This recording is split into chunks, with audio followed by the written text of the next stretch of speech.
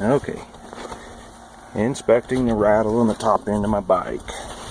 Valve cover's off, and I don't know if you can tell, this bolt right here is no longer tight, so I'm going to have to double check all these and see if any of them are loose.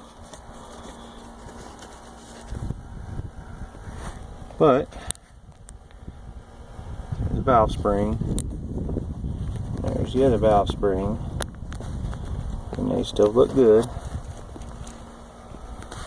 So I will go and tighten all this stuff back down again, retorque everything, and see if maybe that's all the noise was.